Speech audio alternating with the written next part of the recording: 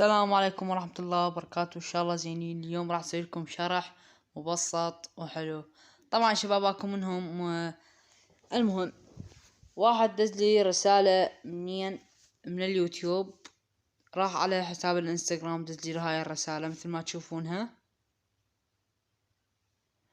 المهم يقول شلون اطالع شباب البومب 11. طبعا باليوتيوب ماكو شباب البومب 11، وبالجوجل وين ما تروح ما تلقي. طبعا هساني راح اعلمكم شلون تدهقون على شباب البوم 11. نروح على التليجرام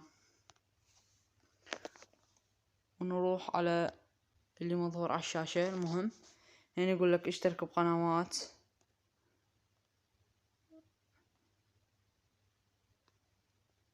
هنا يقول ستارز. المهم هنا مكتوب اضغط للمشاهدة حلقة شباب البوم، دوس هاي نضغط.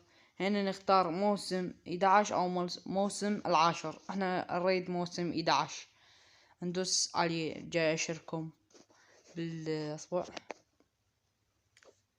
المهم هنا يطلع لي ظهر الحلقات، اي حلقة تريدونها يطلع. مثلا حلقة 9، هاي حلقة 9 شباب البوم.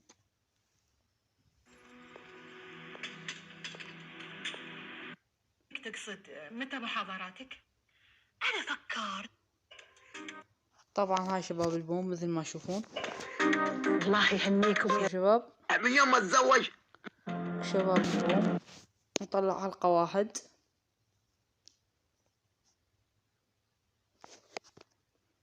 هاي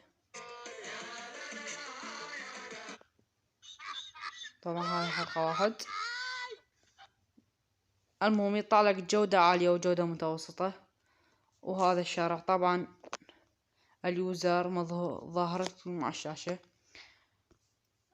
المهم شباب خلصنا الشرح، شرح مبسط. طبعا اكيد ما راح تلقون شباب البوم باليوتيوب او بالجوجل، راح تلقونه بالتليجرام مثل ما شرحتكم. وهذا اليوزر مال بوتس، او تكتبون مسلسل شباب البوم يطلع لكم البوتس.